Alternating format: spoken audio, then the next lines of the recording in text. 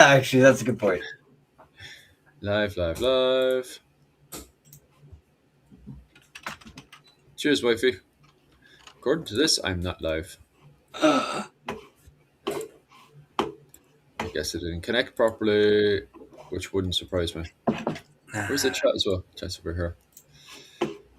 Da, da, da, da, Oh, it da. says you're live on my thing. Oh, is it up and running? No, I'm still not getting it on my. Are you talking about YouTube? Oh, no, Yeah. I am. No, I am. No, I have it. I have it. I have it. I have it. I have it. I have it. Right, let me check. Silly, silly YouTube. All right, so now I'm up and running. On my one, let me make a few changes. Like, make sure I'm being paid. I Oh. refuse. I refuse to open my mouth until I'm being paid. What was it called? Oh my God, Mihal, how are you this morning? I never asked how are you keeping. How are you doing? No, I'm fine now. 2 weeks of absolutely feeling like hammered hell. Why? Uh, I just rough. I think I had do you know what? I think I had a strain of the Rona. Um, whatever that may be. But it knocked me for six for basically 2 weeks. So Is that the new plague running around Europe? Is it the yeah, Rona virus? yeah, the new variant or something. I don't know. I don't keep track of it anymore. But Yeah. yeah, whatever it was, it knocked me down good.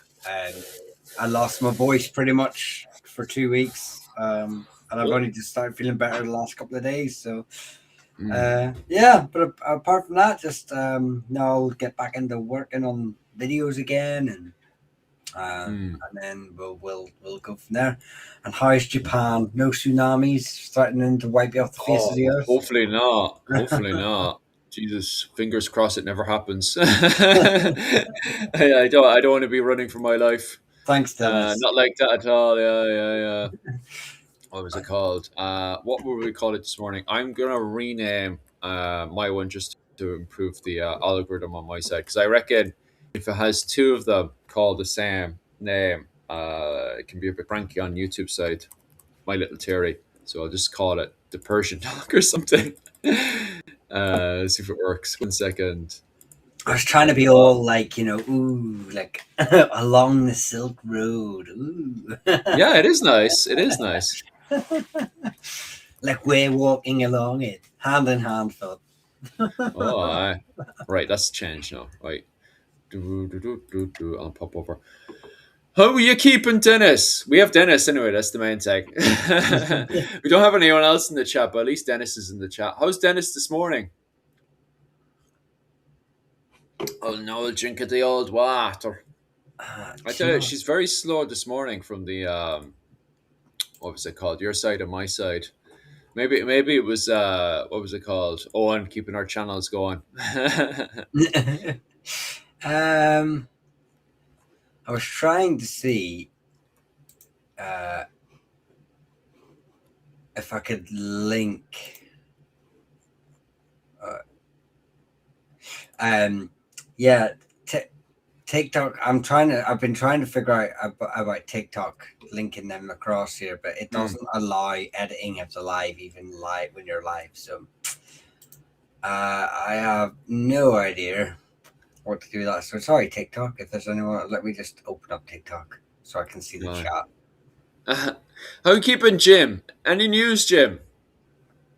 Have you lads been watching the news on the whole Iran stuff? How have you been watching it, Michal? I went onto Wikipedia. I didn't even know it happened until you said, and then I was Yeah, I like, know, "What? right? What's happening?" Yeah. I always knew it was going to happen. It's been Mm, America's policy since before the Iraq War. Obviously, they've had their eyes on they had their eyes on Iraq, then mm, Iran, Korea. So these things were always going to happen eventually. So I've kind of been aware of it since I was like 11 years old. yeah. Since I'm even younger, 10 years old since 2003, since the Iraq invasion. So, um, but I just didn't know when it was going to happen, and obviously today, the 20th of February, was the day that it decided to happen. Well, I mean, it's been no formal declaration, obviously, but we see the first steps towards it, and I Mm. have no opinion. I know too little, care too little about anything apart from obviously civilian casualties and stuff like that. Mm. But the geopolitical side of it is really just, you never hear the whole story. So I just kind of just let the world do its thing. Yeah. Sure. What else are you gonna be doing? Going off to go and get the potatoes from the back, and that's it. Like, what else can you do? Like, you know, same old, same old. Oh, I that's don't it, Jim. I've I been don't watching the call it news as well. I don't call it Huh? American policy. I call it yammering. Yeah, but That's it. Like, Jim O'Neill hit the nail on the head there as well. Yeah. at the end of the day, it's a politically charged subject. You'll have those who support Israel and America's policy on one side, and you'll have Mm. everyone else on the other side. And people get emotionally invested in a lot of things to do with Iran and Israel and America. And to be fair, we are just peasants. Pawns. And pawns and peasants fighting and arguing on behalf of people we don't know. Yeah. That we are drip fed and given propaganda about these people. OK magazines and YouTube videos to help us form opinions of these elite people above us. And we don't know them, so why do we get so emotionally charged defending whatever they're up to? I have no idea. Yeah, I know. Yeah, I always see that online where people are getting absolutely worked up for absolutely no reason. I'm like, Jesus Christ, like, I just live that by the poor. attitude. I just live by the attitude that if you are a politician, Mm. and I understand that some politicians got into politics to change the world for better, but Mm. I'm of the opinion the minute you stand and you become an elected politician in whatever Senate, government, whatever, you're not a good person. I just stand by that. I just look at it like immediately you're not a good person. You've probably had Mm. to stand on people. You've probably had to sell parts of your soul. You've probably taken massive steps away from what you joined politics for, and Mm. being chewed up by the machine. So I just look at you. I'm not saying they are not good people. I just look at them in the mindset of they're not good people, and I just Yeah, that's. It doesn't matter what party. Doesn't matter what party. Doesn't matter yeah. what politics. Doesn't matter if they're part of the, save the world. Everybody gets free healthcare and food, and Mm. children will live happily ever after. Um, there's probably there's probably some underdealings, some oil tycoons funding you somewhere. I Mm. just That's it. No, no Owen tonight. did a Did a straight straight. Israeli rocket hit him? Yeah, probably. I hope not. Anyway. Nah, Israel wouldn't dare. Yeah, it was. Owen was sending me us I mean, messages last night, but I didn't get around to read. My brain was half asleep because I was just getting into bed when I was reading his messages. What happened to Owen again, Michal? he's got a family thing going on at the minute, Yeah. unfortunately. So a member of the family's not well, so he's just going to see them, and then he's got other commitments as well. So um, Mm.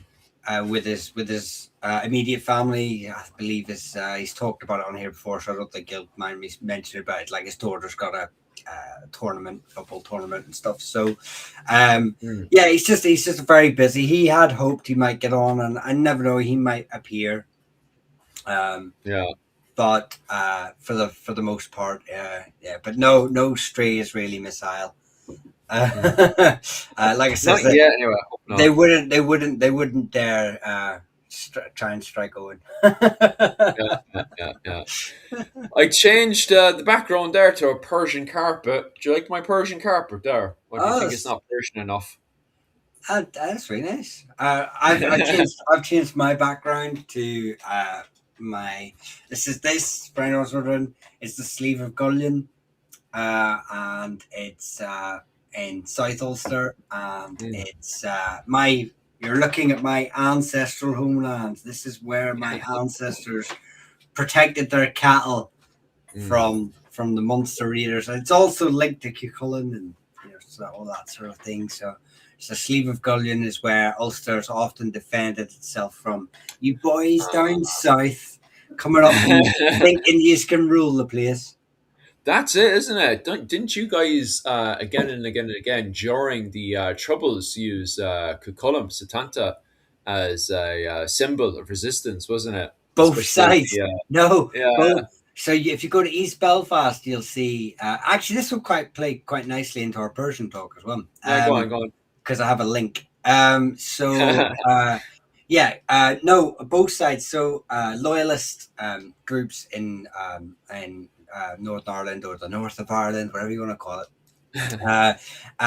They were used. They both used Cuchulainn as a symbol. Same way they both used the red hand.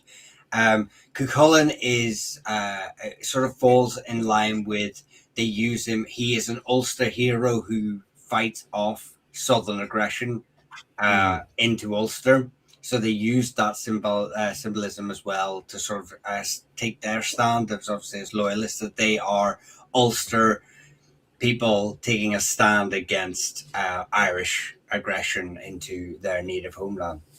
mm, Um, mm, so yeah, so both sides did it, obviously, but the yeah, but it falls in nicely. We were about like we wanted to talk a wee bit about uh, um, Persia. I forgot what we were yeah, talking about for a second.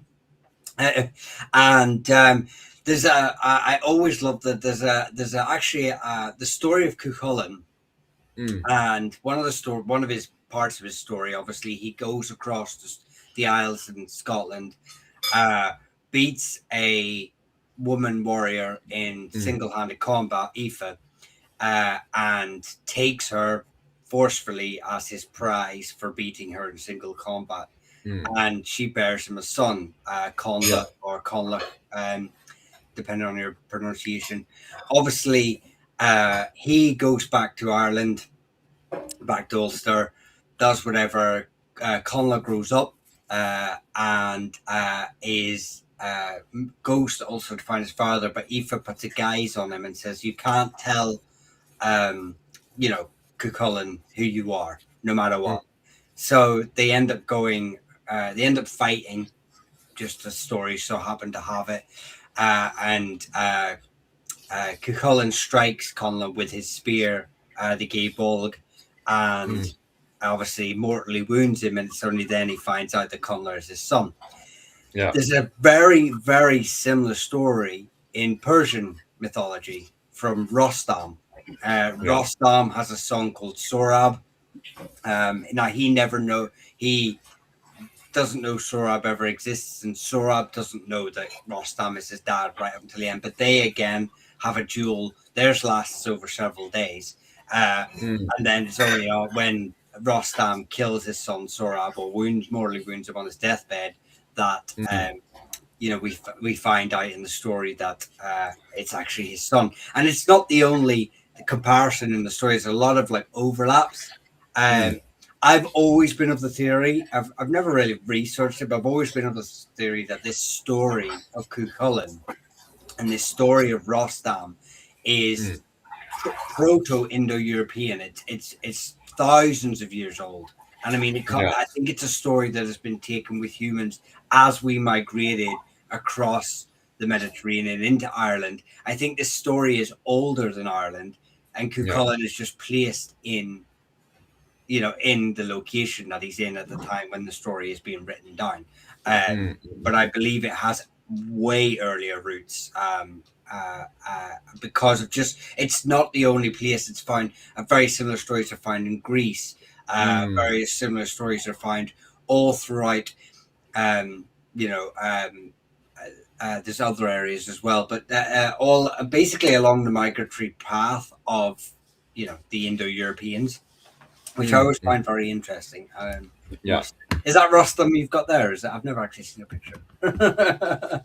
Yeah, that's the Sassanids there I have a picture of. But yeah, you're completely right as well. The Indo European link is something that we're doing further, more and more study into. And it is quite interesting because you're not the only person who has compared culture over in India to culture in Ireland, for example, cattle raiding culture and the worship of cows, both in India and Ireland, is quite interesting to study. And also, on top of that, as well, there's a good few key words that are found in Irish that can also be found in Indian languages as well. Obviously, I'm not linguistic, so I don't specialize in finding the similarities between the two. But it does seem to be that the movement of people that was happening around the steppes, nomadic, I think the probably believe it most likely was the Scythians or one of those nomadic groups, perhaps had an influence going from around the steppe areas over to Turkey and then over into Europe and eventually over to Ireland, perhaps, or even through North Africa up to Ireland. And then that same nomadic group probably went over to India as well and had those various shared traits, perhaps. It's always a theory. And if that theory is true, probably links us with the Russians as well, because I think some people reckon that the Scythians and stuff are one of the earliest groups that went into Russia as well. So it's interesting. And DNA evidence seems to be pointing to an Indian, was it an Indo-European group as well? So genetically seems to be connected. It seems to be also connected through shared culture and the shared, an earlier shared language that definitely seems to have an evolution and link. The only problem I'm having is that people who specialize in genetics seem to just keep chucking the word Celtic around the place, which is an absolute nightmare for myself because you'll try to explain how there's no kind of Celtic DNA link between Gaul and Ireland around 300 BC. And then suddenly people will start turning around and says, "Oh, yes, there is," and they'll start throwing these articles that highlight a DNA connection with Ireland and the rest of Europe that's set around 2300 BC or earlier than that. And they were like, "Yes, there is. This is the Celtic people," and then they'll start sharing, Belbeaker people DNA, various other Indo-European DNA structures instead of the Celtic people of 300 BC. So it can be quite funny like that. I don't know if you've been studying recent DNA. Oh, you seem to get delighted there. No, no. I mean, no. It's not just that. I mean, I often my work as looking at clans and dynasties, obviously, Mm, well, it's more of a modern thing, really. mm, But a lot of obviously clan groups have started to merge or create their own DNA groups within mm, sort of like FTDNA and Find My Ancestry. There's a lot of push for linking them together, and I mean it's problematic at this in an Irish and Scottish Gaelic sort of sense because mm, obviously surnames are not polygenetic, so mm, not everyone from like a Doyle like myself, not every Doyle would have been a Doyle. It would have been although people find it hard to understand that it's almost very in its early essence is it's almost like a little micro nation within a wider nation. mm, So rather than a specific genetic link. So yeah, I often come across articles that try to either enhance or diminish lineages of certain lines and people, and and that often gets the problem with that is a lot of it I think has to do with people are doing it to push their own agendas, whether that be a specific pure Celtic race or mm, whether that be whatever, that they're trying to promote. And that they're never really promoting the full picture. I think if anyone turns around and says they're pure anything, then single thing, then that's not a good thing. Mm, It's um, but you know, there's been so a lot of research. Obviously, those the finds up in Rathlin, those uh, bodies found under the pub that are had step DNA in them, mm. and people try to promote that as the ancient Milesian story, where they come over and I Ah, can't remember if it's the Tuatara and Milesians where they come over. They're not it the is. Picts. They come over, but they're not allowed to settle in Ireland. So they give them some wives and send them across to Scotland and say you can live there. Um, you know, Obviously we know this is just mythology, and it's not taken as historical fact. Mm, But the fact that there's an overlap, people obviously get a bit excited by that. But no one ever yeah. denies the overlap. We all know that most of myth has a grain of truth in it. They're built on foundations of truth. They are Mm, records of migrations. They're just simplified stories for people to pass on. Uh, you know, that we come from somewhere else, or that we did this, or we did that. And then they're embellished to make them interesting. Um, yeah.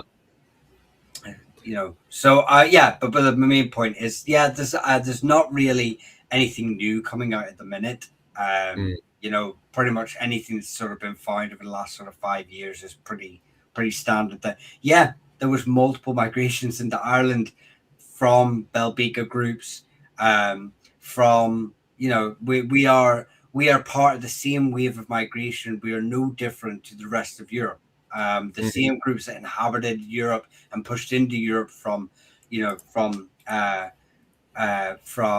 the what you call it, modern day Ukraine area, and pushed into Ireland. Europe also pushed into Ireland.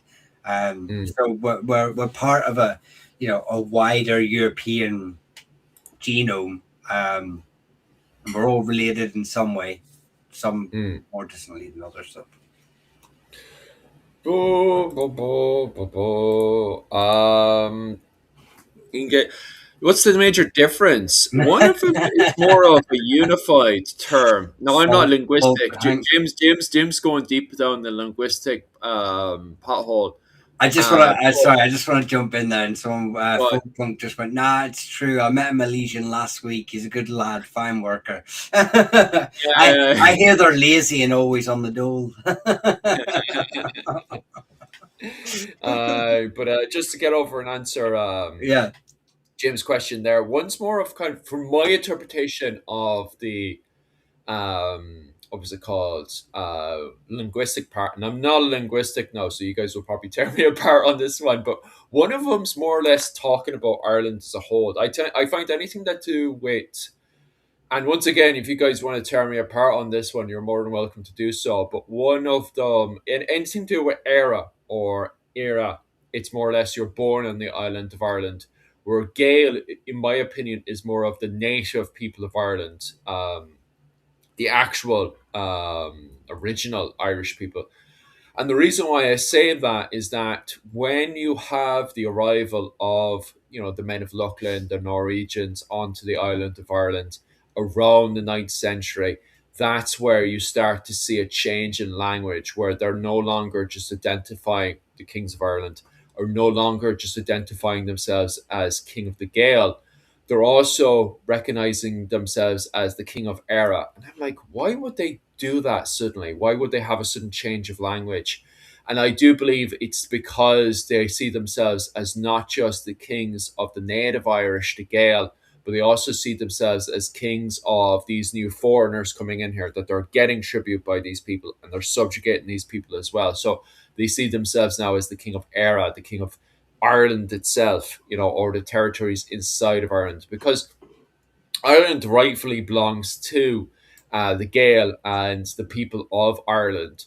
So that's why I see themselves now as anybody who's living here, you're more than welcome to live here, but you need to play by the rules. And I think that's kind of what they're saying when they're recognizing themselves as Ara. But, that's just my interpretation of it.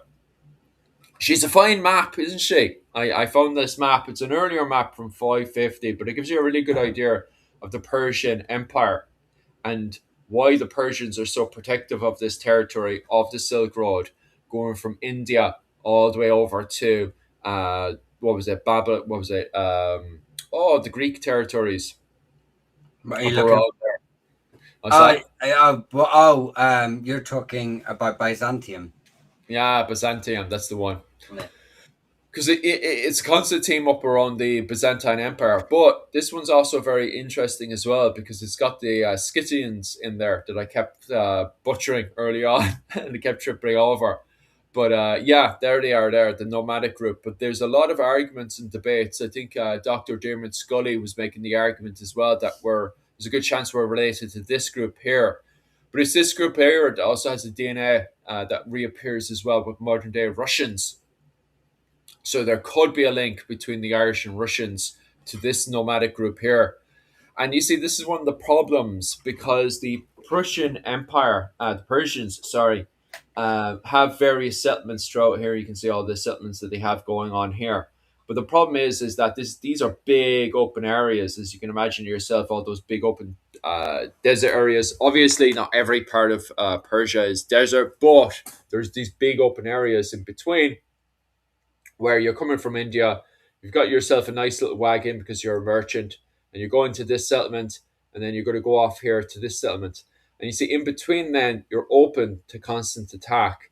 Now, if we jump forward all the way up to around the 5th century AD, one of the most famous groups of all was the confederation of nomadic groups called the White Huns, who are coming down from what is modern day Mongolia and up around those areas and stuff, and they came in there and used to wreck up this entire area and used to target specifically wagons. Why? Because they came in with all the goods that were coming from India, vice versa. A whole load of trade goods coming from, if we were talking about the medieval period, the Byzantine Empire. All those trade goods coming over and trying to make their way over to India.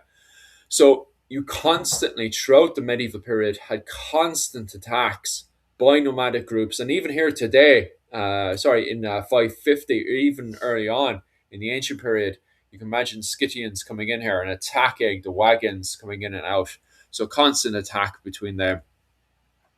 Nomadic groups, Mihal, what do you know Yeah. about nomadic groups? Well, I know this is obviously now. I don't know if this is what you meant really, but I'm just going to clarify it anyway, just to make sure.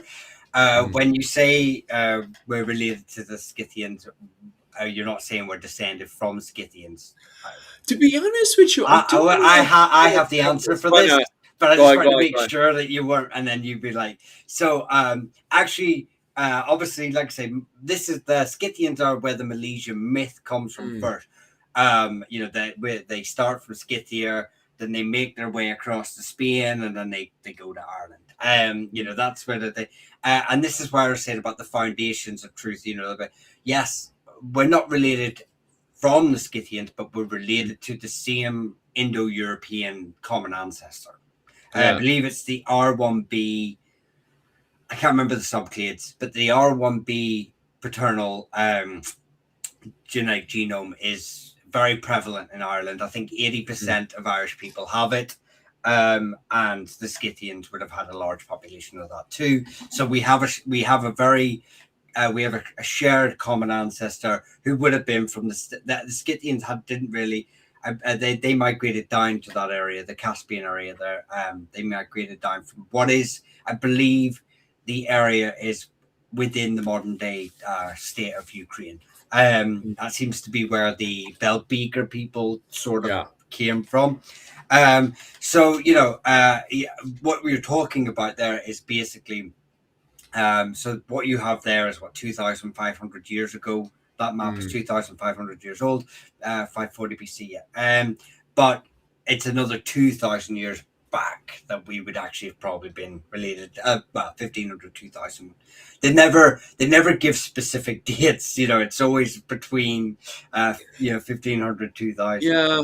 But it's a Bronze Age. It's a Bronze Age steppe people that the Irish definitely would descend from with this R1B genetic group.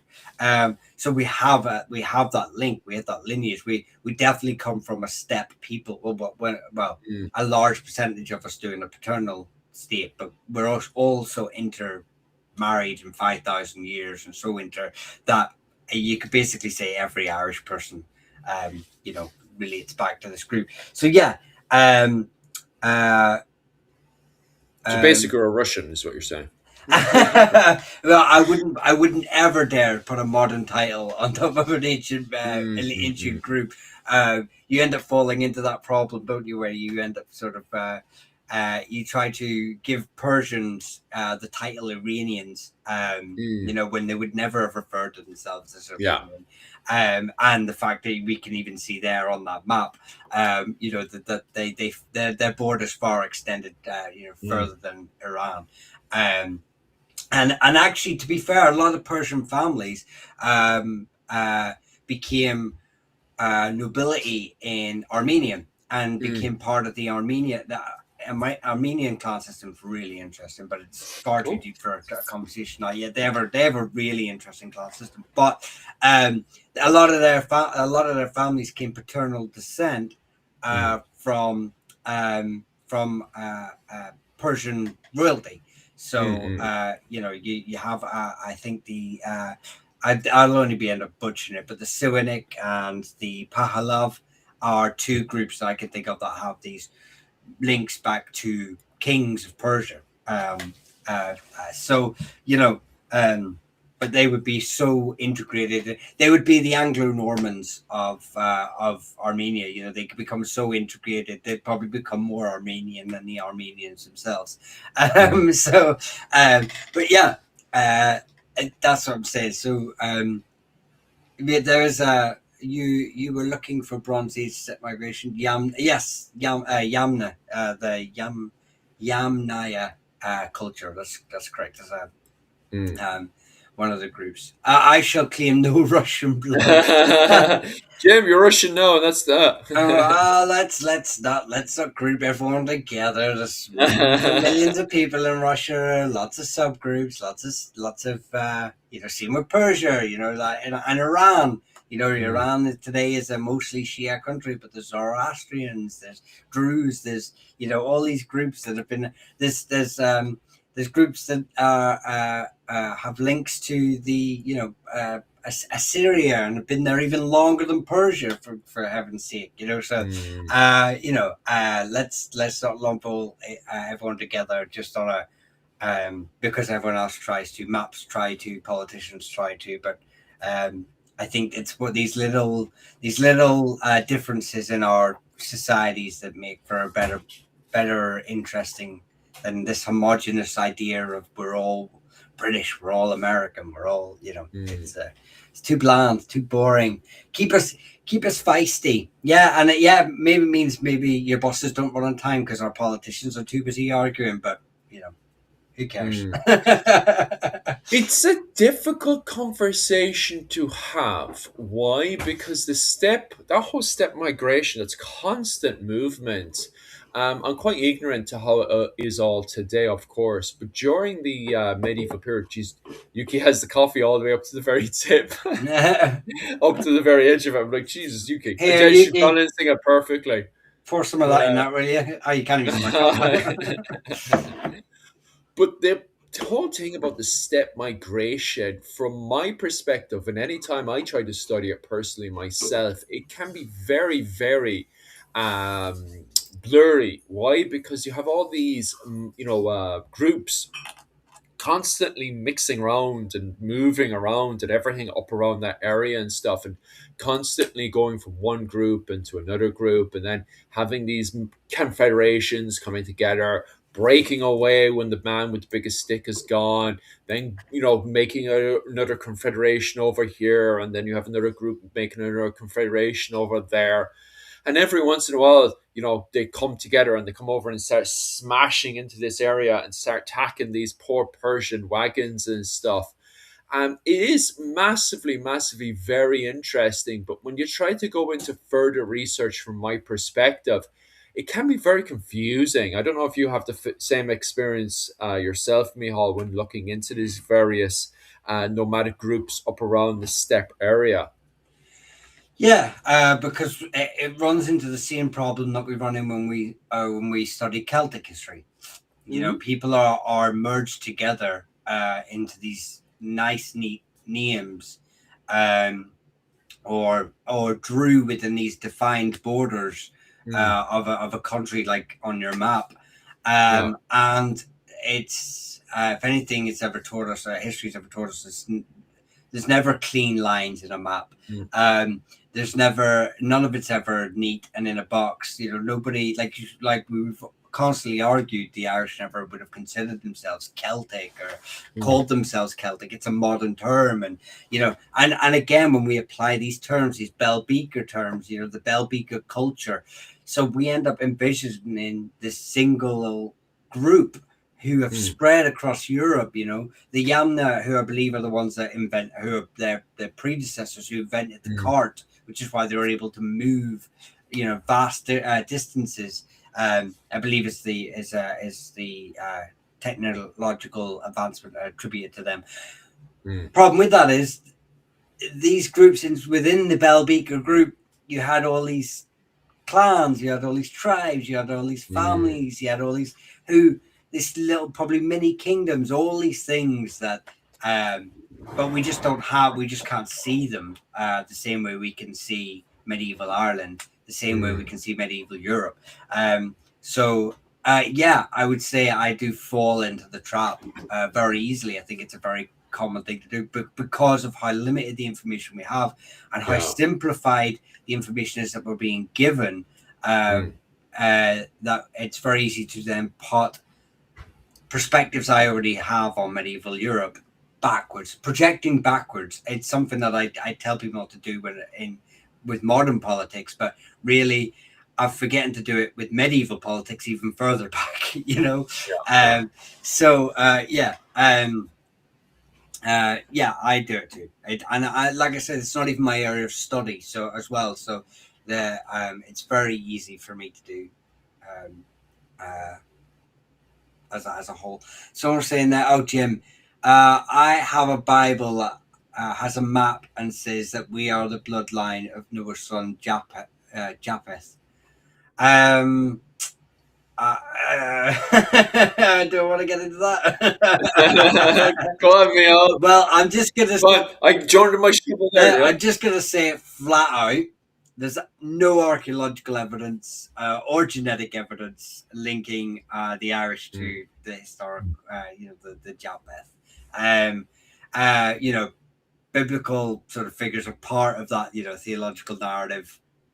You know, they're not traceable prehistoric individuals. So, um, I'm going to say, you know, we know Irish medieval and you know, scholars were often rewriting texts to fit narratives, and we know that our Eastern possible cousins were doing the same thing. It's not new. The Bible has changed many times. Um, and it has been interpreted mm. many times. I am not one that ascribes to the theory of the 12 tribes of Israel. But it'd be interesting. Where are the Persians? What are they? Get your map out and see where the Persians are on that. uh, The Persians. Yeah, yeah, yeah, yeah. And it's interesting, all right. There is some form of movement that's happening from North Africa to Spain and then on to Ireland. And there is a few academics that do believe so far about the movement of the Malaysians going from what was it, Spain, Iberian Peninsula, as it was called back in the day, over to Ireland. And then you do have a whole load of connections during this golden age that was happening during the Bronze Age. A lot of similarities in archaeological finds happening both in Ireland and over in especially northern Spain, which you can see straight away if you were to walk into the National Museum of Ireland. You can see all those finds right away. You know, there's so many of them found all over Ireland. There's no doubt that there's some form of a there. A lot of people nickname it the Celtic Ibar. And it's definitely something of interest to definitely do further research and study into, um, especially when we have endless amount of finds in Ireland, like or the Irish Celtic history for sure. Definitely look into this Celtic Iberian history during the Bronze Age. And for me, it's definitely probably the easiest link you can find there between the Scythians and all these other groups that are coming over. And it definitely consists to do further research into. It's interesting, and it definitely gives Ireland a higher perspective of the wider world, um, and our links to it, especially when you have all this migration happening up around the steppe region, and how it connects us into this constant attacking as when you have the common little merchant and his wagon trying to make it from India all the way over to what we refer to later on as the Holy Lands, and as Jim was pointing out there, our connection with the Bible and everything that's going on there. So you're not a fan of the old biblical version of it, Mihal, but you're more of a fan of what can be proven with the DNA, the hard Um, evidence, which seems to connect us more to. Would you would yeah, you yeah. So agree with that? I don't ascribe to the biblical sort of narrative put forward of the sort of 12 tribes of Mm, Israel scattered. I don't ascribe to the Milesian mm, story promoted in the like I can't even pronounce it. The fucking the Book of Invasions. There we go. I'll go for the English mm, variation of it. I don't prescribe to that either. And that's because, like I say, genetic evidence doesn't promote mass migration from Spain into Ireland in the late Bronze Age or Iron Age. There's no mass migration from Spain into Ireland at that time period. Um, what is ascribed in genetic evidence is, yes, we have European movement from possibly Spain and mainland Europe and through uh, Britain into Ireland, early Bronze Age. mm, So you're talking thousands of years ago. Um, uh, mm, what a, Obviously, some people do ascribe the Milesian story and the biblical stories and stuff like that as sort of Bronze Age memory. mm, And I can sort of get on board with that because we've already touched on it with Rostam and Cuchulainn. There does seem to be these grains of like memory passed on, these nuggets of information that are taken with our ancestors and then re-embellished and reinvented, but still at the very core retain mm, this Indo-European or whatever previous group um, link, and that's interesting to me. But at the same time, mm, I know that there's a lot of like Owen will often debate the Milesian argument as well, believing that it's mostly 16th century. Not like it's promoted primarily later on to link us to Spain for political reasons, to mm. align ourselves with Spain, especially during the Tudor conquest of Ireland. Yeah, So we can see mm. how stories are manipulated and twisted each century, Embellished. Yeah. depending on what and embellished depending on Mm, what's happening. So I will, but even then, I just want to add this. It's funny because in doing so that each generation has maybe embellished the story too, or changed the story to fit a narrative, to fit to do something, to build a story, to build a pond, to build a connection, and it's done that. We have a really great connection with Spain, and especially mm. the uh oh, who's the group in northern Spain?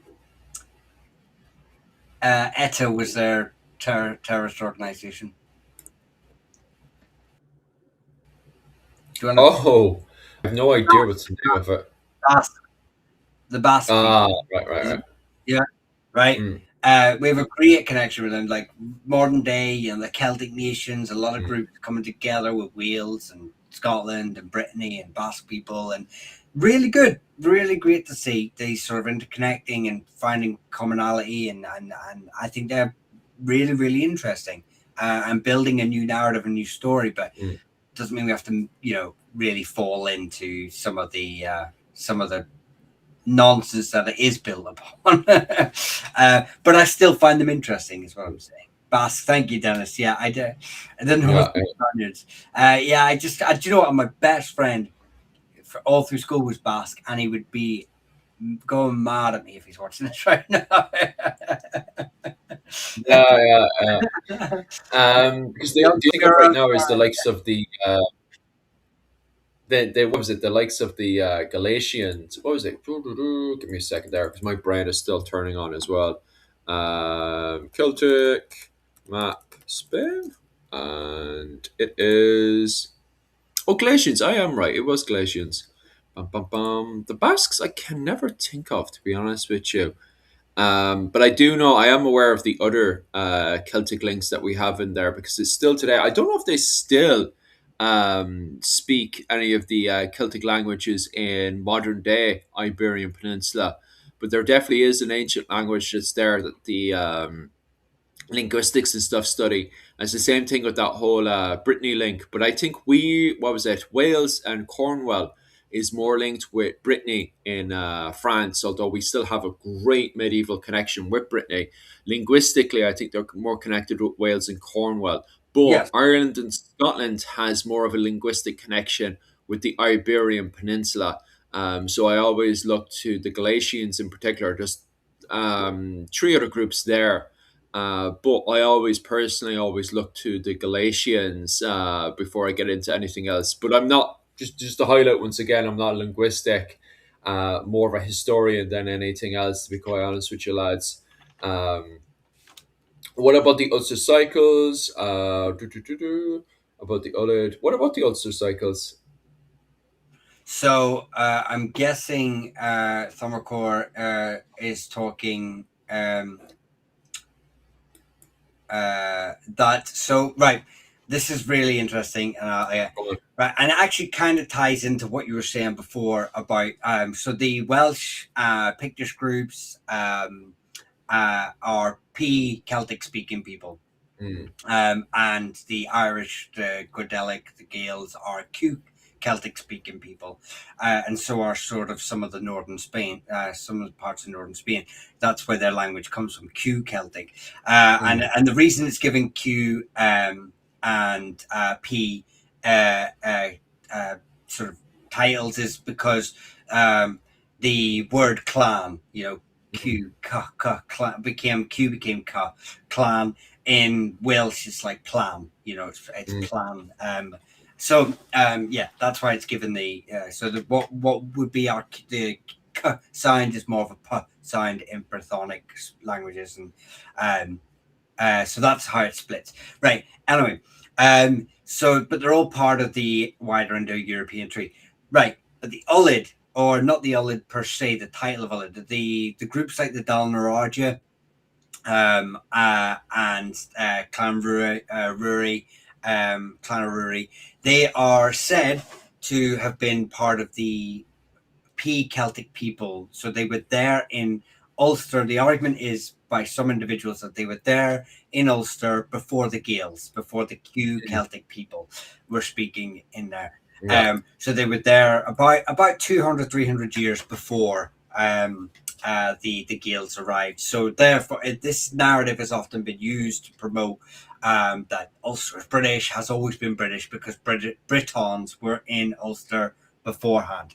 Not only is that problematic Mm, because we don't actually know when Q Celtic came into Ireland, we only know when it was first mm, written down. And it's first written down 300 mm, years afterwards. We don't really know when it was when it first arrived. There's arguments that it goes mm, right back to the Bronze Age, or variations of it go right back to the Bronze Age. And not only that, but the Ulid, not the Ulid, the Clan Naraja, no, Dal Naraja, sorry, are always recorded as speaking Q Celtic, always well established within the Gaelic system of kingship.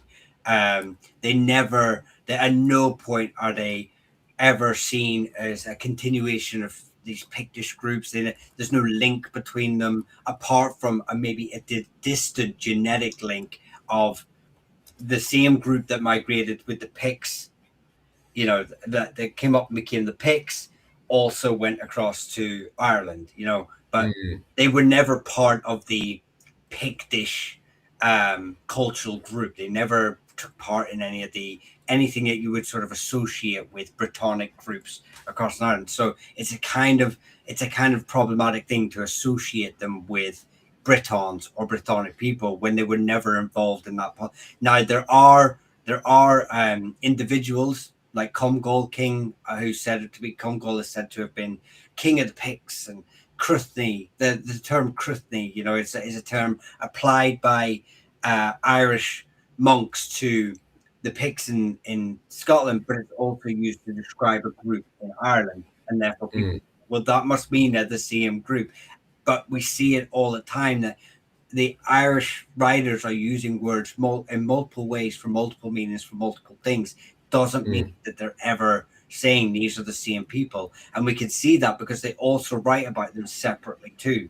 Um, so yeah, it's a really sort of like it just goes back to, like I say, that these Celtic people are trying there's groups who try to weaponize this migration into Ulster to legitimize British colonialism of Ireland, especially Ulster. mm, And that's again the problem with projecting backwards. Like I say, these people would never these people who would then become the Ullid or adopt the mm. title Ullid. This is such a big question, like a big thing, and I don't even know where to start because I end up starting in the bloody middle. Because Ullid again is a term that's been used to mean different things. Ullid Mm, meant uh, uh, a group of people from Ulster, but it was used by a totally different group. This is a proto mm, Bronze Age group. This term Ullid. I can't remember the original term. It's like Ullagia or something.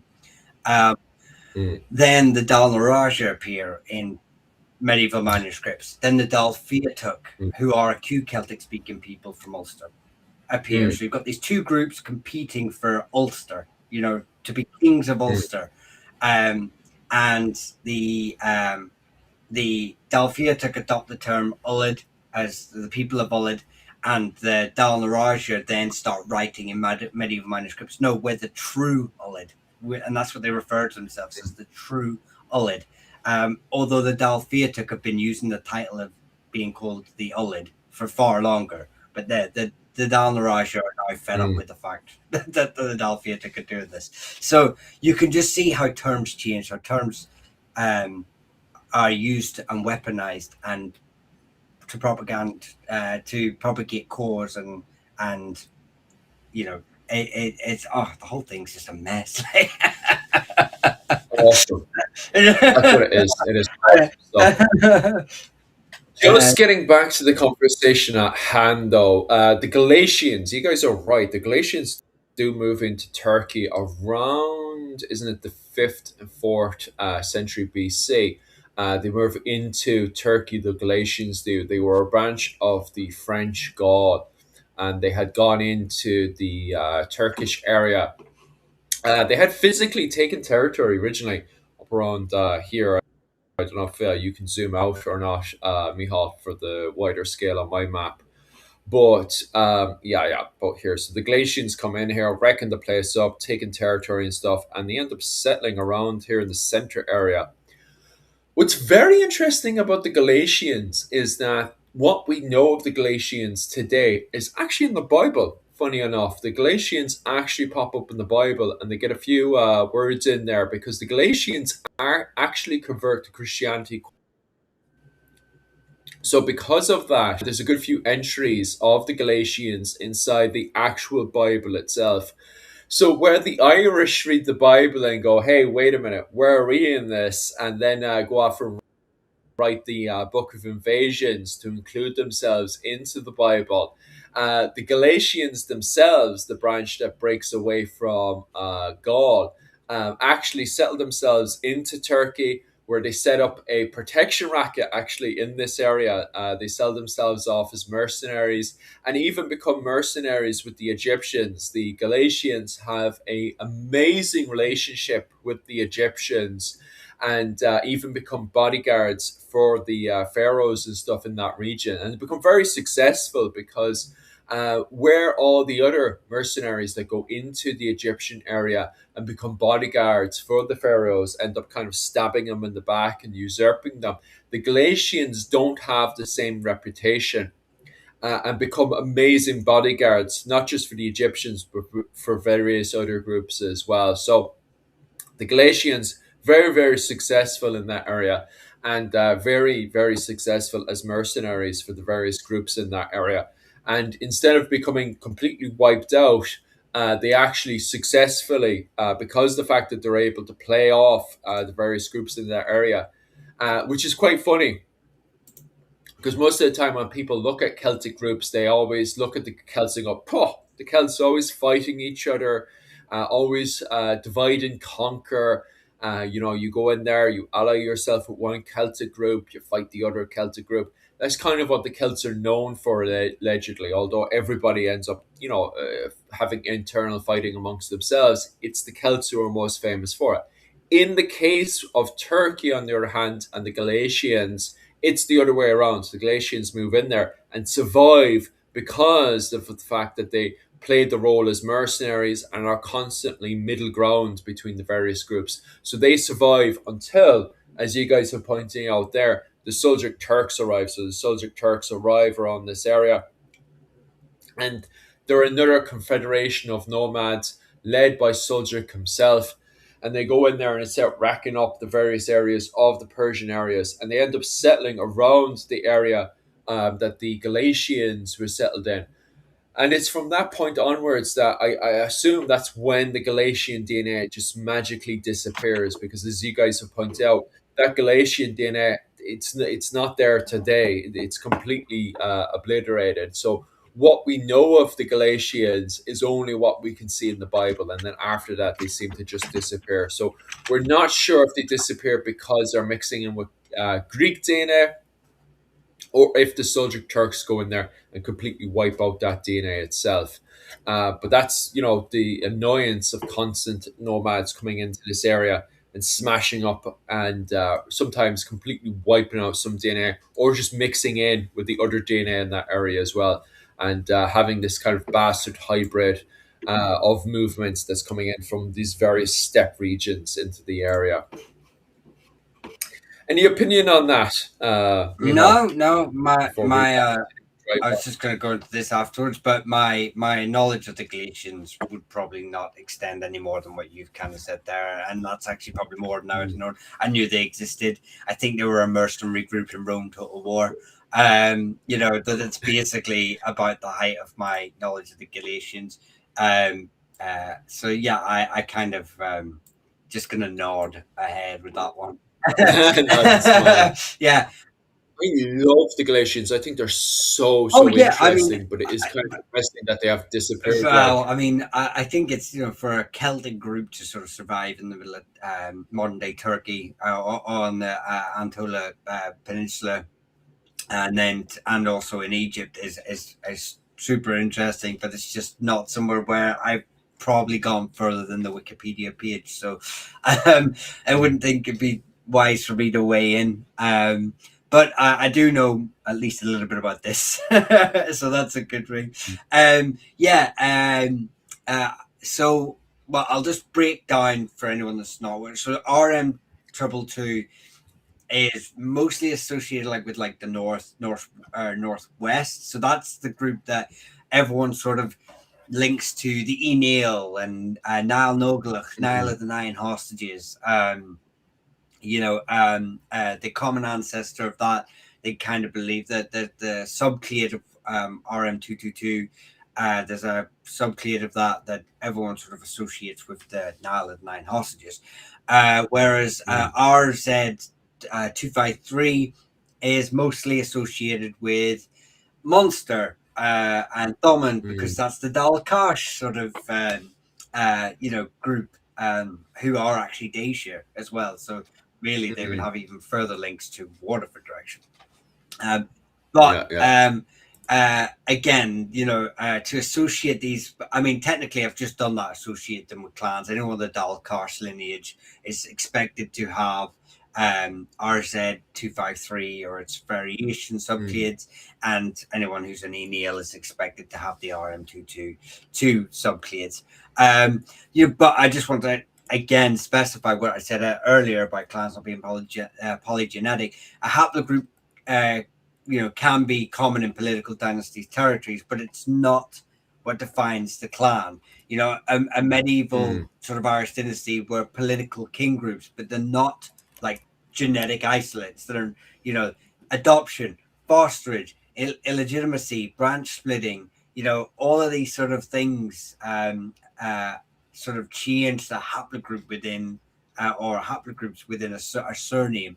Um, to have this mm, idea of like pure genetic line of like I'm a Doyle, I must be descended from Dougal, Dougall, or the first of Dublin or whatever. mm, It's mm, not a concept to be having the same way. Not every Irishman or Englishman or Frenchman comes from a common French ancestor. They're a group. They are a conglomerate of people who speak French, who see mm, these items as like the flag is their, as their heritage, their ancestry. It speaks for them, and that's the same way that surname mm, should be associated with like a nation, like a country. Is in like my surname, my coat of arms. These are just symbols that link me to a smaller group of people, but it doesn't necessarily mean I'm, paternally genetically related to the same people, individuals they are. And it was never thought mm, like that, really, unless you were within the noble Gelfina, about mm, to become chieftain or Taoiseach or Tánaiste or whatever. Then it became important. But for the most of the time, if I just says I'm a Doyle, then I'm under the protection of the Doyles, and they'll make sure my cattle are raided. I'll go make sure my neighbor's cattle are raided, you know, and we'll meet up at the fair in the summer, and hand each other's daughters across to each other. mm, mm. Yeah, that's it. I found a nice little photo of the Galatians in Egypt. All right, I remember that from years back because this was in my university textbooks and stuff. There's another one as well, but I always seen this image. So this is the Galatian mercenaries that were hired by the Egyptians, and they came over to Egypt to serve for the various pharaohs and stuff. And they got a dick hiring them because they also not only exceptionally good bodyguards, but also on top of that as well, the Egyptians loved their super pale skin. So they became a massive thing of status for the Egyptians as well. So another photo of them there. Not sure where exactly this is meant to be, but there, that's the once again the Galatians there, butt naked as well, getting the old penis out. Used to be a tactic for the Celts to go into battle around this period, actually, around 500 BC to 300 BC. It was very effective for the trained warriors to get naked and then run exactly at ill disciplined formations because they used to see the big sausages of the Celts running directly at them and used to freak out and break formation. And so the Celts were able to smash into them. Not really a tactic I would use against a formation of spearmen that knew exactly what they were doing. But for people that didn't know what they were doing, peasants that didn't know what they were doing, it was actually quite effective. There's actually a good few recordings of the various Celtic factions using those formations to smash up peasants, well, lower class farmers who couldn't really hold the formation together. So this tactic, very effective between 500 BC to 300 BC, and then it kind of gets debatable if the Celts were still going into battle naked to break up various formations. Most of the time, you have them dressed in their mail. There you can see there. It was the Celts were one of the first earlier factions in the world to start using riveted mail. So you can see it there. Basically, what was it called? Iron armor and stuff into battle and stuff. And it's the same thing here with the iron here as well. Some people would argue and debate that it was the people of Celtic culture in Gaul that first invented iron and stuff and started using it in battle. Compared to a lot of other people who are still using bronze, but I suppose that's very debatable and stuff. Cleopatra approves. Oh, aye, that's for sure. um, yeah, Tom, yeah, yeah, for hereditary earners, and corbs and other hereditary roles, sure. Obviously, bloodline mattered. The closer you were to any political power. But Mm, for 90, that when you look at the population, 90% of people are the nobility make up a very small fraction of what is the population of an area. So most people wouldn't have cared. But they would have cared, but not in the way that you're thinking. They care mm, because like I say, they care the same way an Englishman cares about being English today, or an Irishman cares about being Irish. You know, mm, uh we are not all descended from the same people. We're not, but we have a shared unity behind certain symbols, behind certain ideals, mm, behind certain ideas. And an average person would have got behind that. You know, the idea that that cattle belongs to the Doyles. Am I biologically a Doyle? mm, No, but my father said he was a Doyle, and his father said he was a Doyle. So I'm going to protect the cattle of the chieftain of the Doyles. Whether we both descend from Donegal or not is irrelevant. I'm going to tell people I do in battle because, you know, well, we've always said we are Doyles. You know, that's the kind of mindset you want to be thinking of. It's really just that simple. It's not so mm, weirdly. It's just symbolism. It's just propaganda politics. It's just humans all through history. We haven't changed. The things that we get behind are just bigger now. They incorporate more. You're just seeing mm, it in its raw, formation of these nations, these countries, these, in our surnames. And it's just these little micronations of people linked behind, it could have been a tree, for God's sake, the sacred tree, and everyone just got behind it, and we all have the same name because that's, we're all Englishmen, we're all Irishmen, we're all Martians. mm. Oh, it depends what political end game they're trying to do. It's even the fact that a lot of these lads are trying to rewrite their own history and trying to Yeah, take various kingships and stuff. You know, that, for example, the Dal Cash and their connection to the wider world and stuff. Who knows who the Dal Cash are connected to, ancient wise? When they're pushing for the kingship of Ireland, as Brian Boru and all that kind of stuff. You can see it, and it's the same thing with various factions in Ireland. When they're pushing for the kingship as well during the early medieval period, and how they're trying to, and it's still a massive argument today. I think the recent one is the Killen Owen actually related to Niall of the Nine Hostages, um, because of the fact that you have so many factions in Ireland. Trying to write themselves into Niall of the Nine Hostages, and then even further back again with Con of the Hundred Battles. Some people would argue and debate that Niall of the Nine Hostages isn't connected to Con of the Hundred Battles. I'm not, by the way, before the comment section goes wild and tears me apart.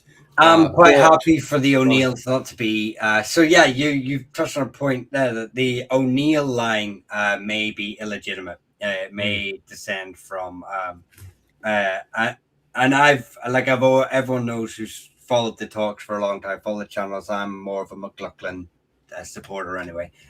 mm, So well, I think that I'm more of a Dalfiatic, but we're not getting into that. So yeah, but they think the O'Neills descend possibly from an illegitimate line, not so much as in like the father wasn't who's a. It's just mm, What was common was to claim parentage where it didn't exist. So to claim a father, no, look at the Norse sagas of kings suddenly being found, princes being found years later, mm, or they've been squirreled away and raised by hags and and pigs and wolves and Romulus and Remus. It's a mm, common story in human history.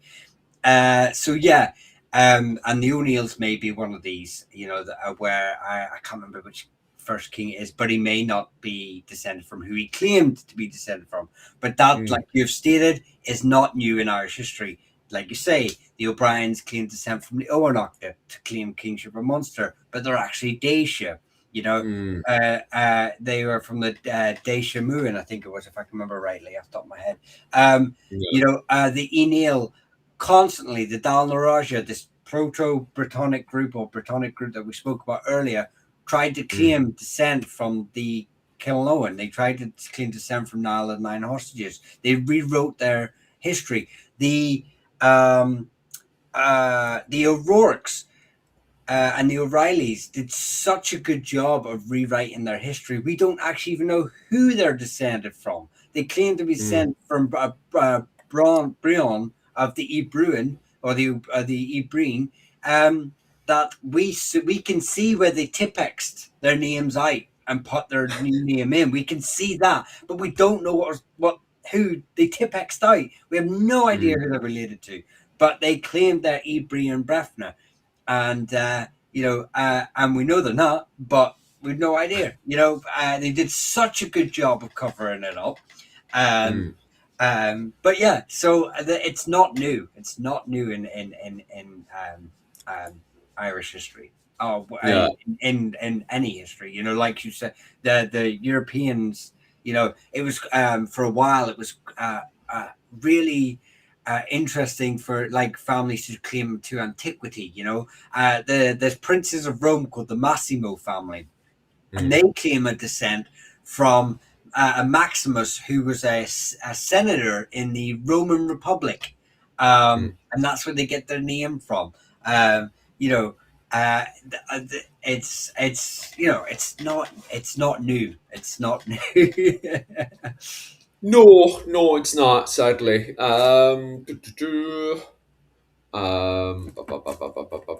it happens right away. Clan, yeah, yeah. I think it is very, very fascinating. All right, and it is also very fascinating how many links we have with the Silk Road and that movement that was happening. Like it seems to be the majority of that movement going from the nomadic steppes past Persia, which it really does highlight the fact of why Persia is so important, especially that movement going from India over to the Byzantine Empire. At the very start of the medieval period, as we go into the early medieval period, Persia is ran by the Sassanid dynasty. I don't think the Sassanid dynasty themselves have any links with Ireland whatsoever, but No. it's interesting that we do have all that movement.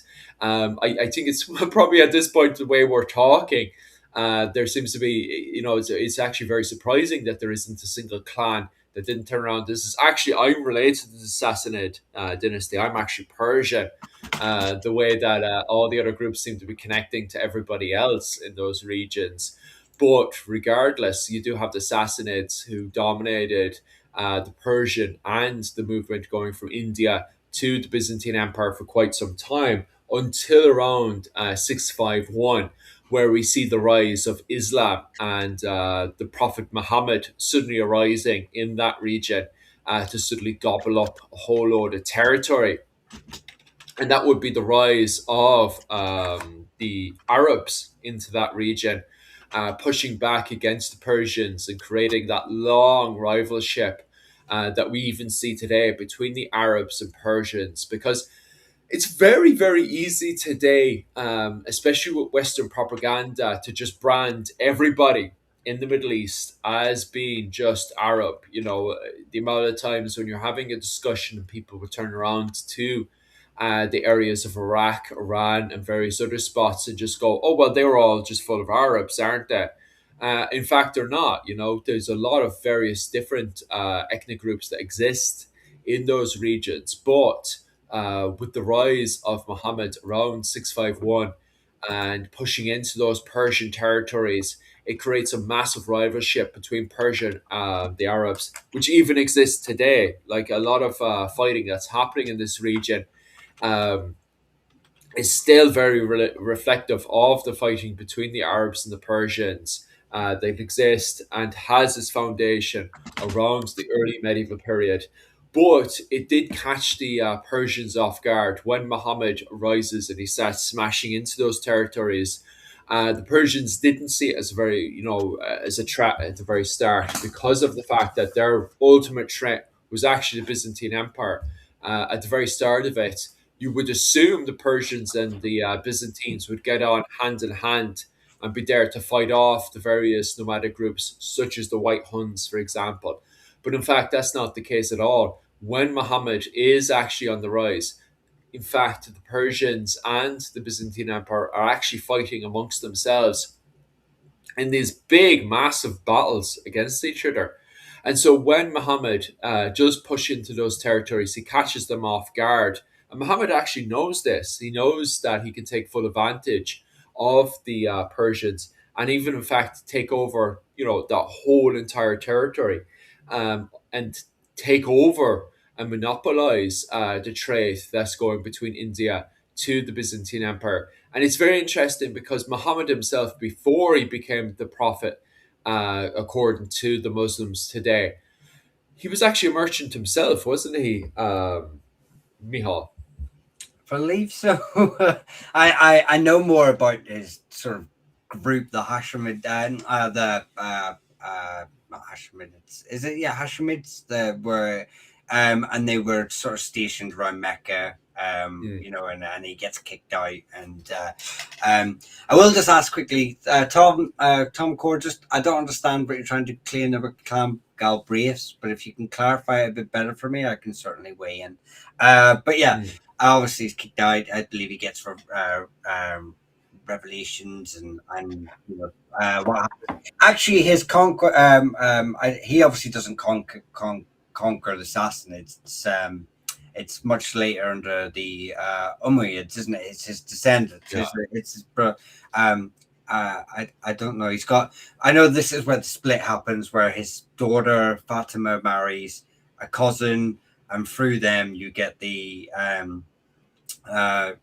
these Saeed lines of descent from Muhammad, and then you have the Umayyad who are still part of a wider king group. I think they descend from like an uncle or something of Muhammad, or a great uncle or something like that. So they are still part of the wider king group. They push up, and it's actually Sassanid general who converts across to the cause Mm. that takes over the Sassanid, helps conquer the Sassanids. But I could be off slightly with Thailand. It may be Muhammad. Maybe I'm not giving him full credit for whatever he actually did, but he's not an area of an area I would really study that well. But what I do know, at least, is that a lot of you were touching on there before about claiming descent, and then how families when the Muslim Caliphate was taking over and expanding. If you look at a lot of Somali tribes, Yeah. a lot of them go back to, a lot of the big ones go back to Islamic travelers, merchants, leaders who came across the sea and settled in Somalia. But we can actually see that a lot of these are fabrications, and these families are have implanted these individuals into their trees to claim descent from a Muslim line, rather than their previous, Somali ancestors, whoever they may be.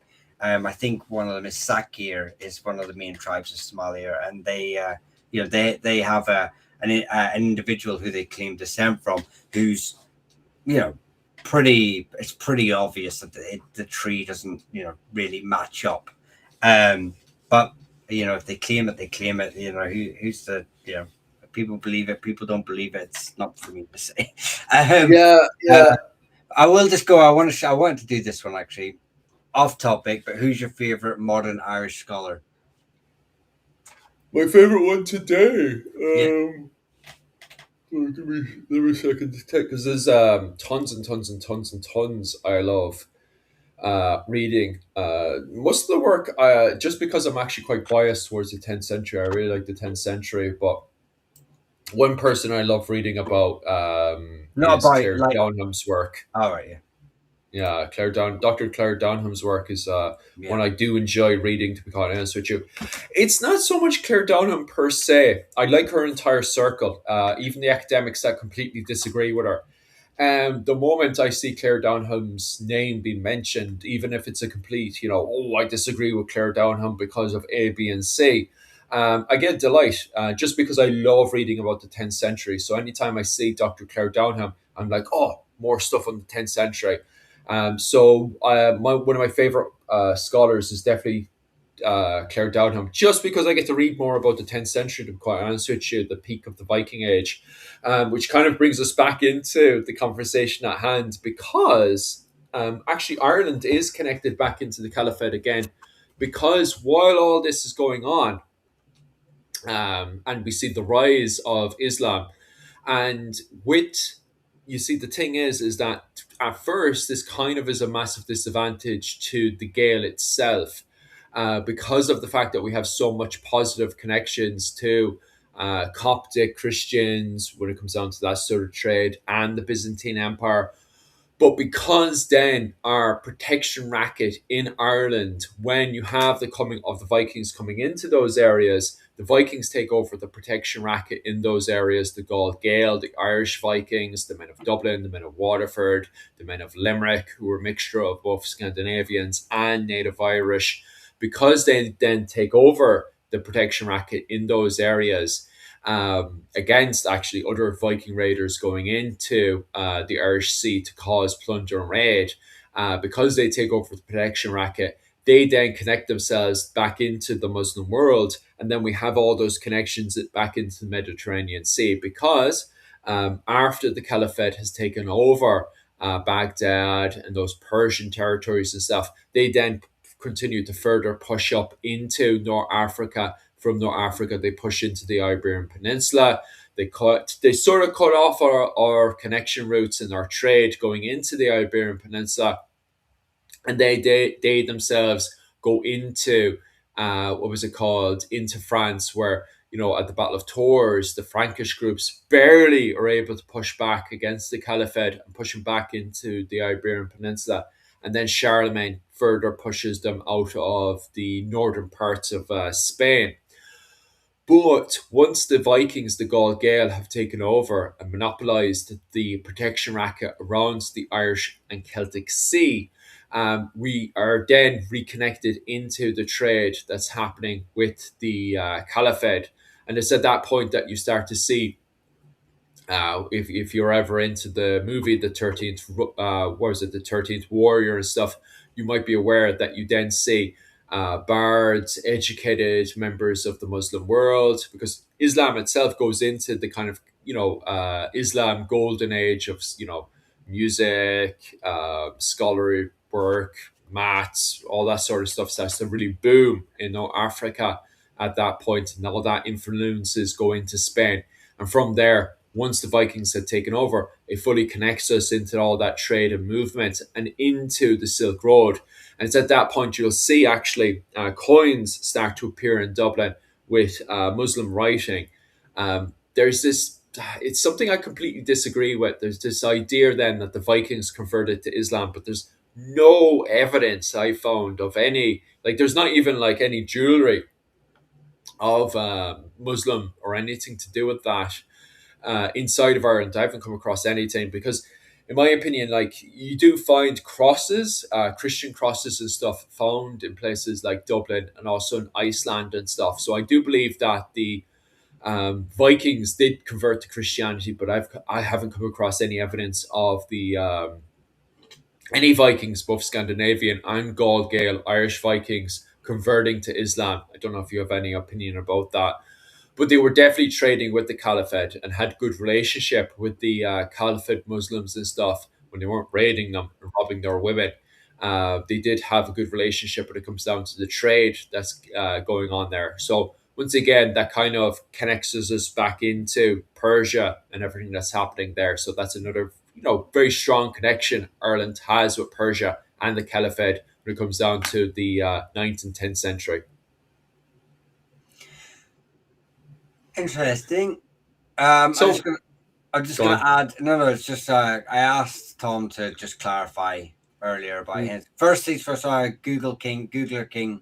Paul McCutter is my favorite. mm, Uh, his work on clans and tours and trigger cats. He's done some amazing work. mm. He will always be. He is anything he produces. I will buy it like a fanboy.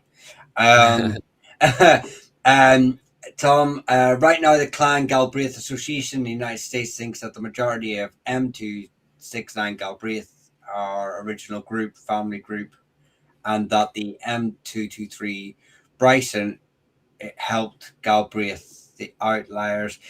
I think what you're trying to say, but I will, I'm not quite sure, but I think what I don't know what you're trying to imply. Obviously, there seems to be a dispute between the Galbraiths and certain genetic groups, and what is the main line, and forcing other lines to become outliers or be. But you're both wrong if you both disagree with that because all surnames are multi-origin. All surnames. We don't, as I've stated many times in this particular, we don't all descend from a single individual um, the small cluster of the noble line probably did um, have a better claim to being descended from this individual. But even then, we've already discussed many families forged the genealogies for political maneuverability, for so propaganda, for all these sort of reasons. So it's very hard to sort of you've got to take them as tradition rather than fact when it comes to origin stories of a family. So Mm. and even then, how people adopt the name. So I wouldn't get so pent up with that sort of argument if people want to debate it so much. Mm. Especially if it's like a family like Galbraith. A lot of Scottish families lost a lot of their actual records. It was quite common to burn each other's family records. Jesus Um, Christ. yeah, it was just easier so they didn't have to go to courts or anything. If you just burnt the castle down, burnt the records, and then you could just claim whatever because you got your records. Mm. So and going back to our previous thing about people with Persians. Uh, by the way, I served in Afghanistan. Yeah, I served in Afghanistan too. With a Marine who's highly respected, and he made sure everyone knew he was a Persian descent. Yeah, I mean, the Tajiks in Afghanistan, most Afghanistan groups have Iranian ancestry. Tajiks, Hazaris, Pashtuns even do, Baluchis or Baluch, Azmiks.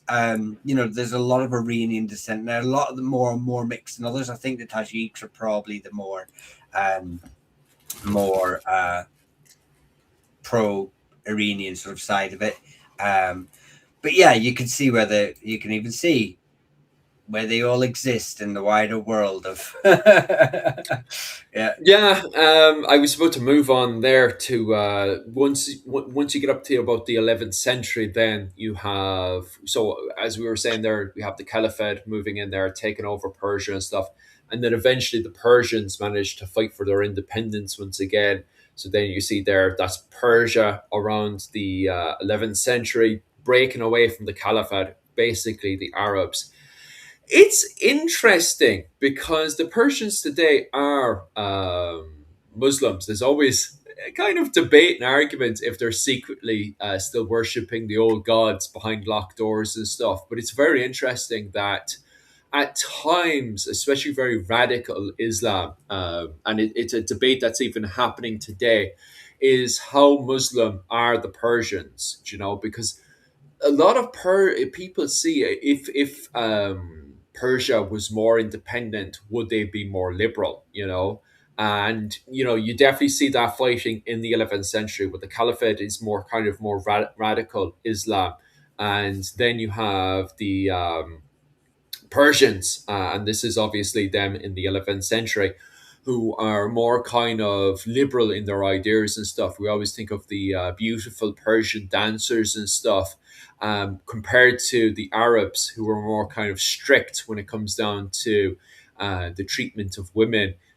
So on and so forth. So it's quite interesting that this is once again the peak of the fighting that's happening in the 11th century, until we see the arrival of the Seljuk Turks. You can see the Seljuk Turks starting to appear up there. And then as we go into the 12th century, the Seljuk Turks move in and once again occupy and dominate, what was it called? The poor Persians. So just as they were getting back their independence away from the Arabs, the Seljuk Turks quickly appear from this direction and dominate the region once again. Um, Anything you'd like to add into that, Mihal? Uh, no, I mean, let me go back to the screen. No,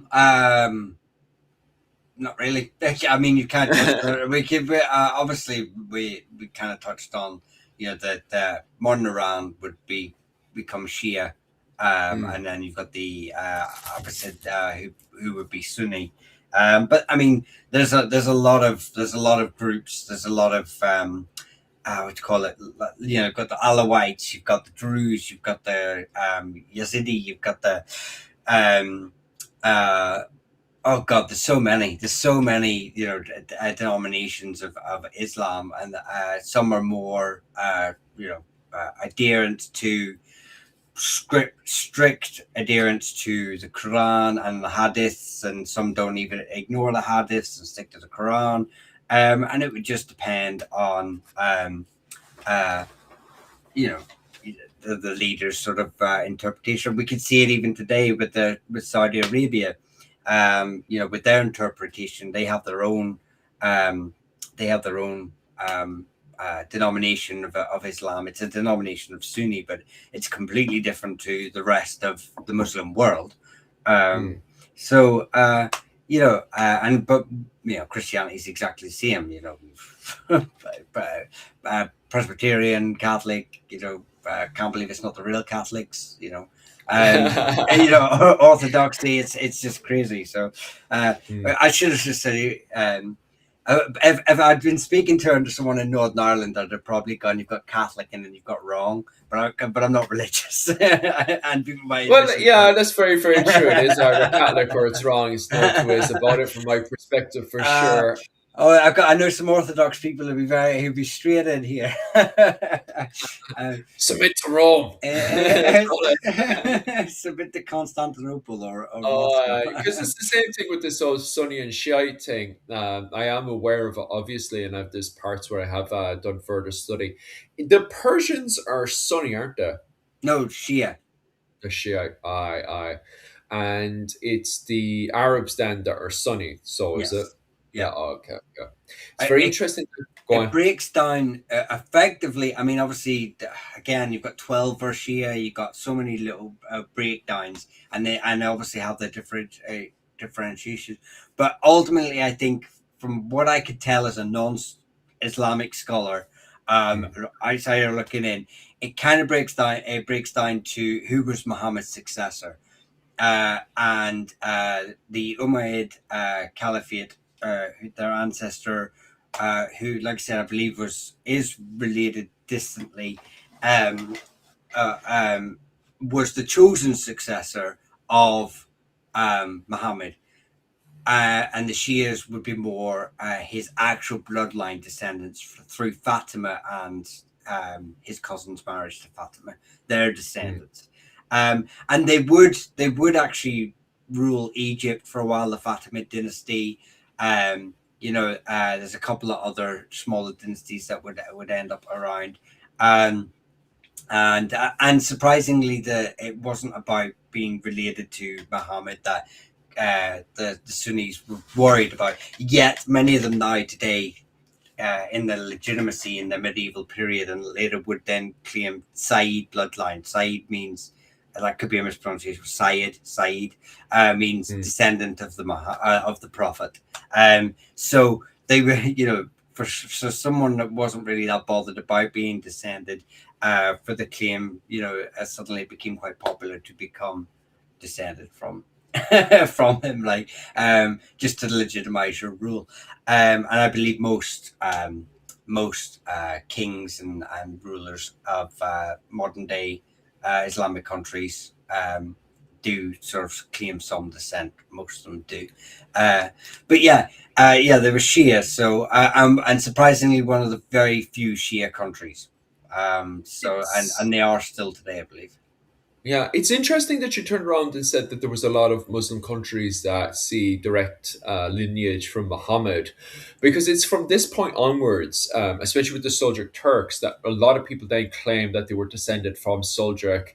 And then you have the Mongolians. The Mongolians come in. The Mongolians do exactly what the Seljuk Turks had done before them, moving in around the 13th century, between 1219 to 1221, when they move in there and they capture Persia. Originally, they wanted Persia to submit to their, the Mongolians were going over, taking over Asia, and they were once again monopolizing the protection racket that was happening from India over to the Byzantine Empire, or even from what was it called, Beijing, all the way over to Constantinople and also over to Poland as well. So the Mongolians, compared to the the Seljuk Turks, who were mostly focused on the trade route going from the Byzantine Empire to India, the Mongolians wanted it all. They were fully monopolizing the entire network of the what was it, the Silk Road. Some areas insanely successful, of course, Poland to Beijing, where they were the most successful. What was it called? India to Byzantine Empire, insanely super super bloody. What happened here is that the went into Persia at first, offered them a whole load of gifts if they would accept their protection racket, and then just give tribute to them to make sure the wagons were protected. Persians did not accept it. They actually killed merchants, Mongolian merchants. They went off and killed them. They kind of, as a kind of fu to the Mongolians. Mongolians didn't take it very well, so they went in there, broke into their settlements, most famously in Baghdad, and just wiped them. You know, chopped as many as possible, as many as they could get a hold of, and chopped them up good, and then took over the connection between India to the Byzantine Empire. But it's interesting because, going back to what you were saying, all their descendants from there on said that they were related to not only Muhammad but also to the Seljuk Turks, Seljuk dynasty, and also from that point onwards, all claiming they were Khan as well. Like, they literally changed. Before that, they were, taking on various Arab titles and stuff. From that point onwards, they said that they were the Khan. I am the new Khan. Once they had taken over a good chunk of territory within Persia. And it's interesting because, continuing the conversation, once the Tartars had taken over as well, they started doing the same thing as well, all claiming that they were related to Timur. Once Timur had also appeared from the Tartars and taken over these territories as well, also claimed descended from him. So it's interesting that once leaders had risen up, that they had claimed that they were related to Muhammad, to the Seljuk Turks, to Genghis Khan, to Timur. That you have to have all these descendants before you could be even in the conversation. So But I once believe again, it Timur also claimed descent from Yeah, Genghis he did the Khan. same Yeah, thing as well. yeah. Yeah, yeah. That you had to be in the conversation after the 15th century. You had to, claim descendants from all these blasted people. So you do wonder, if you were warlord and you suddenly became very, very successful taking these territories, how many had rewritten their own history to put themselves into the dynasty, the royal dynasty, and be taken seriously, as a warlord in these I, areas. I wonder which little island in the middle of the Atlantic we've seen that happen a lot of times. Doesn't happen in Ireland. I don't know what you're talking about. That definitely does not happen in Ireland. Everyone is, All related on at the 100 battles. yeah, that's it. One guy who just did a hell of a lot of riding. No, I mean, but it's it's interesting that along along the Silk Road, along Persia, where we have these correlations, we have similar mythological stories, we have similar interactions with the people of the steppes. We propagate lineage the same way. We There's just a lot of core. It doesn't even just be Persia, but just for the topic of what we were talking about today. Mm. um there's a lot of similarities in the way we operate, yet we're effectively at opposite ends of the known world at this time. Mm.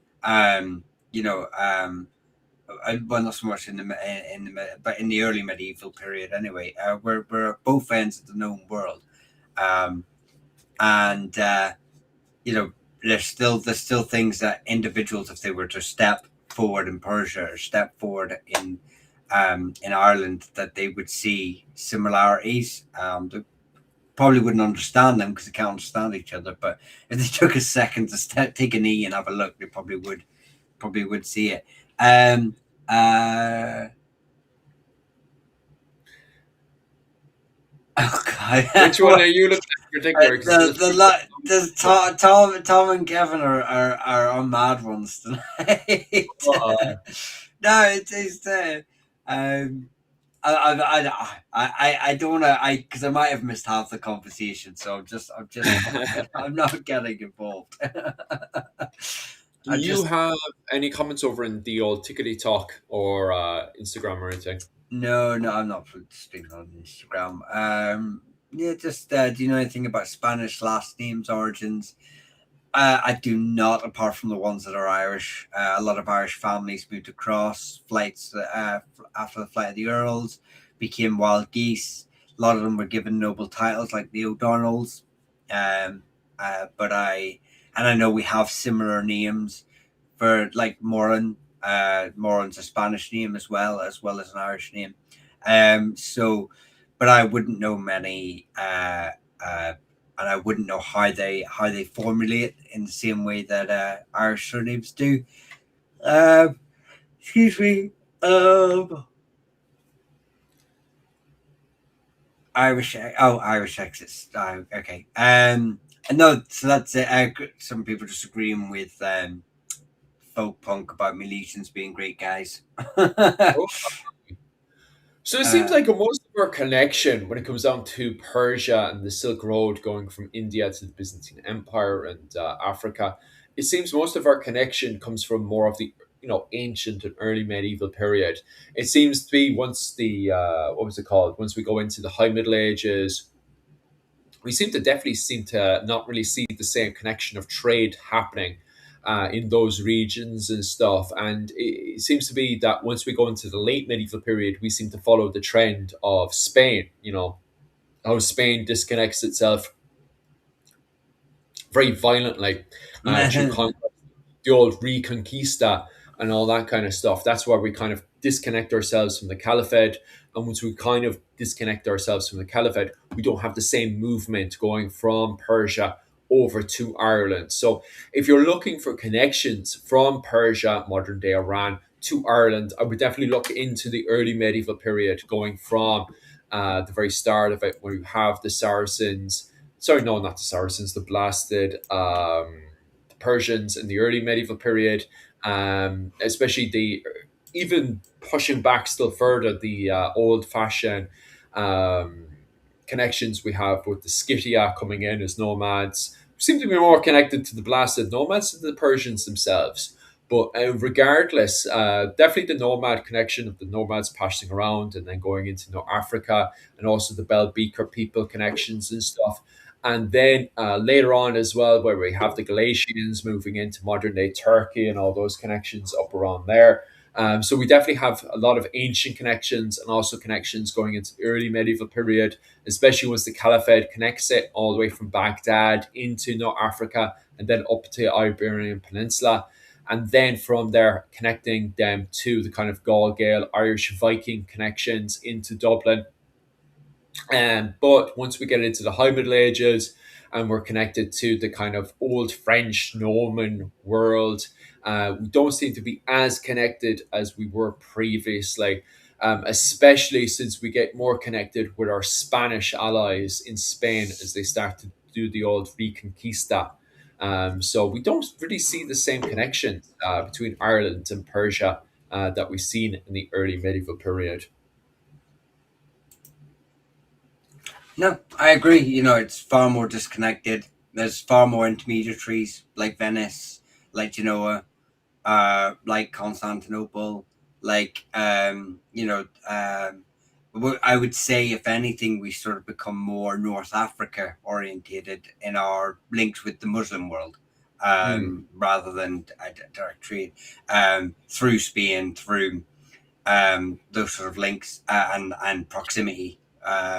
But even then, it's through multiple intermediaries. We know that the Irish are trading, fishing. The O'Donnells are known for fishing. We know we have links with, later on, supposed connections to the Berber pirates. There's supposedly wheelings and dealings going on with them. Um, uh, uh, so there's a long connection, but yeah, by the sort of High Middle Ages,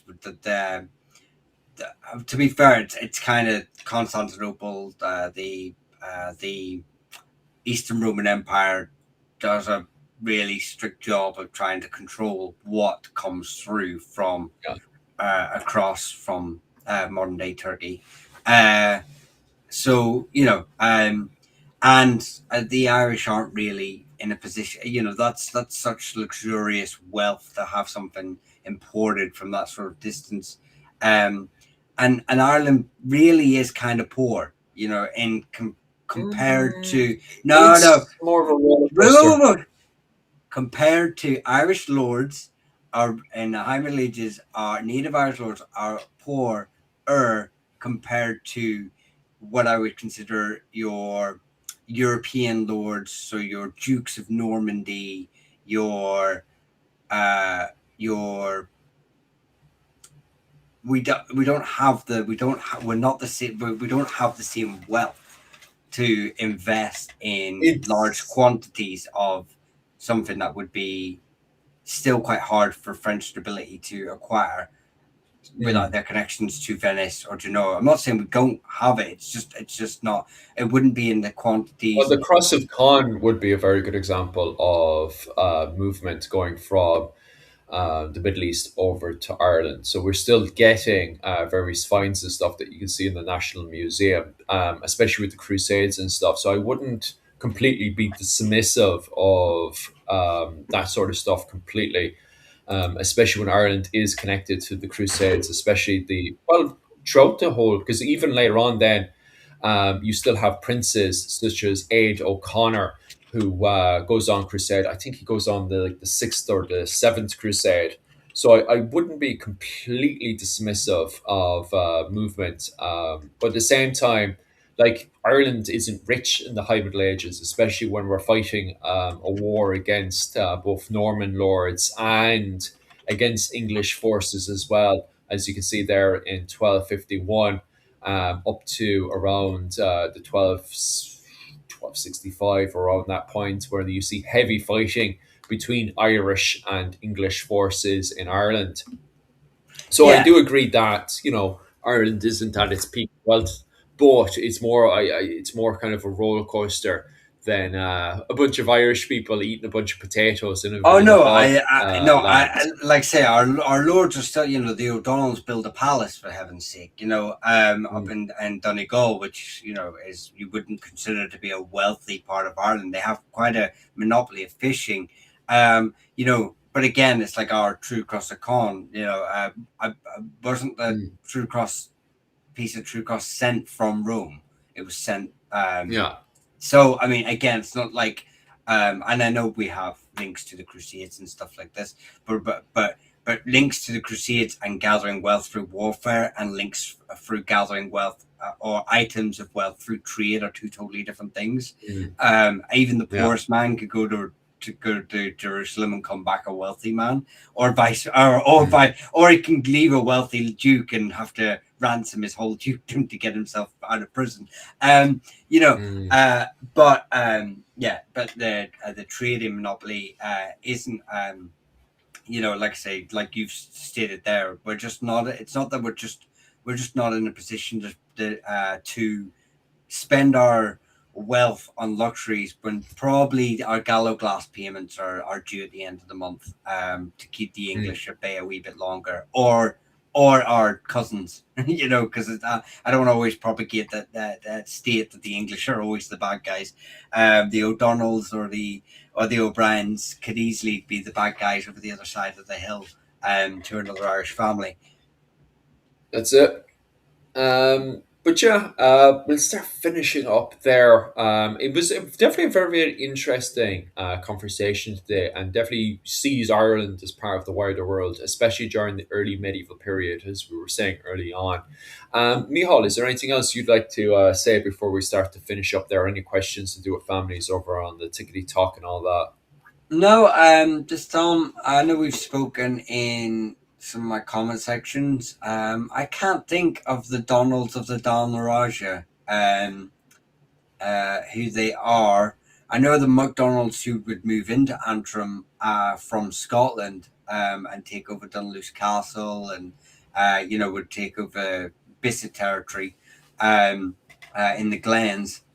But I'm not aware off the top of my head of a Donald. So if you've got information on them, please share that in our previous conversation. That'd be nice. Free poor but free milk and basic brown hospitality. I again Right. we weren't poor. We were poorer than some of the wealthier nobles of Europe, is what I was saying. We weren't poor, as in we weren't our lords weren't scrubbing, you know, basins for extra dollars. Like, they still had wealth in It's comparison. Um, Yeah, but it, it's very debatable because sometimes lords in Ireland become insanely wealthy. You go down to Waterford, you have literally garments made of gold, and then on top of that as well, you've got the construction of like the likes of Blarney Castle, Burnratty Castle. Definitely in the 15th century, Irish lords were super rich. It's a massive privilege. You have huge lords such as the O'Briens and stuff going on pilgrimage to Rome. So it depends on the area. It depends on what trade routes they're dominating, what resources they're dominating. So it is. I would say it's more of a roller coaster. As an up and down, depending on the situation, what's going on and stuff. High Middle Ages, I wouldn't say Ireland is at peak of wealth for sure, compared to what you see in the 15th century or in the 10th century. But it's like everything else; it's a pure roller coaster, and it depends on what circumstances are happening. There was a very good comment early on asking about the Black Irish, which in Irish is the Fargorum.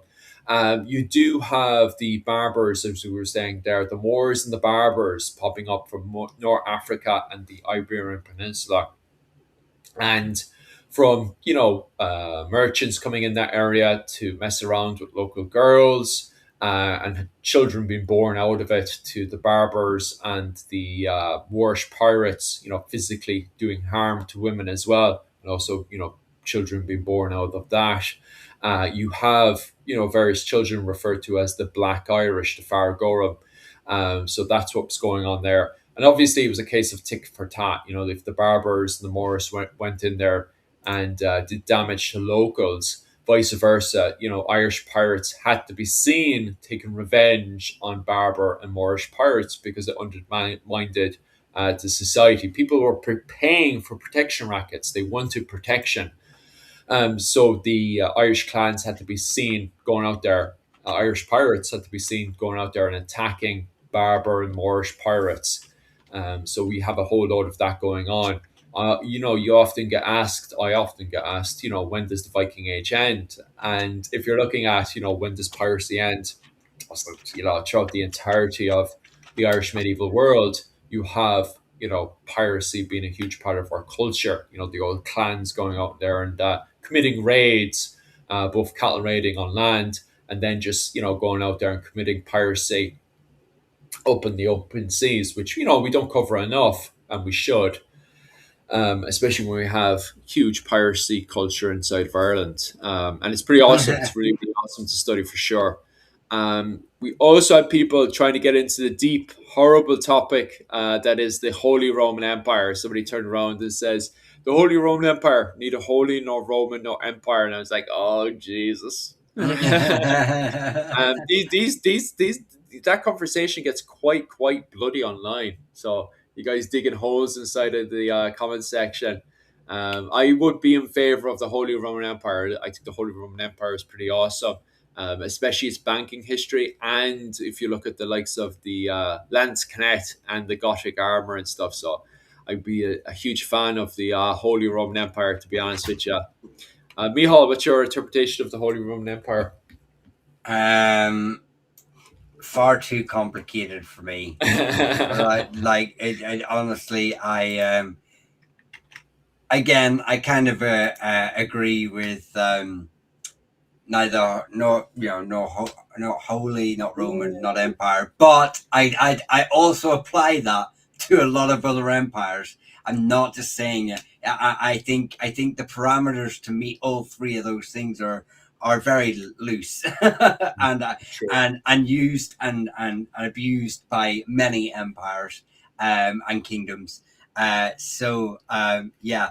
Um, uh, I kind of agree with that sentiment, but probably the empires they're referring to that maybe that are, I don't agree with them either. So Yeah, true, true. It's a conversation we could definitely have all night. And since we only have 5 minutes left, I don't think we can get into the peak of that conversation for sure.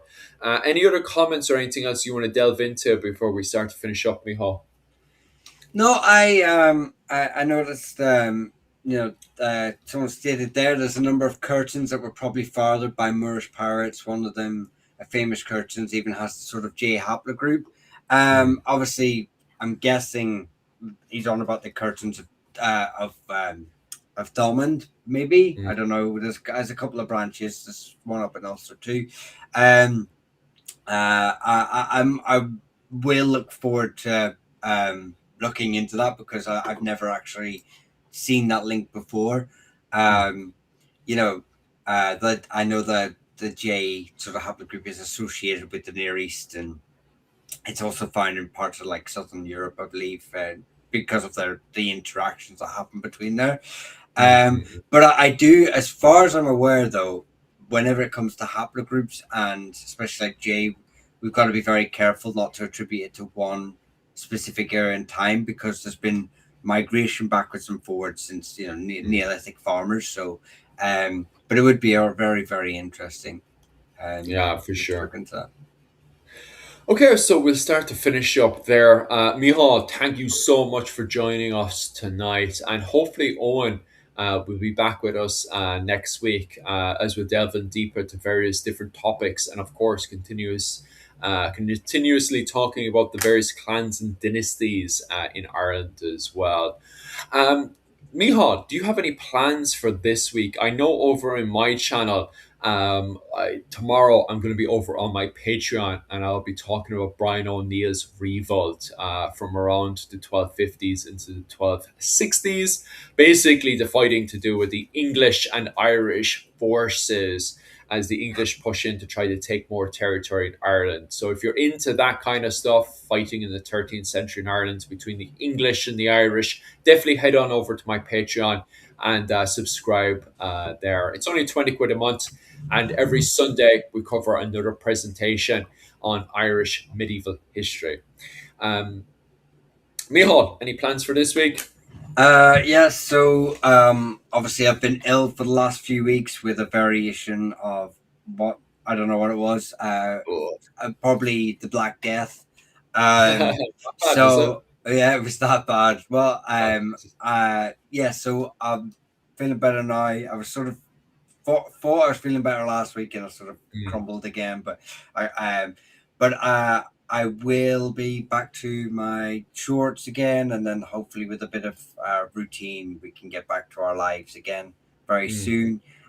When I say get back to our lives, I mean the lives that I owe my subscribers. Uh, um, uh, but until then, I will be going back to that. So new video will be out tomorrow. Short again, new short will be out tomorrow. So prepare for that one. Happy days. Okay, thanks very much, lad, and Slán go bhfuil. Bye. Slime.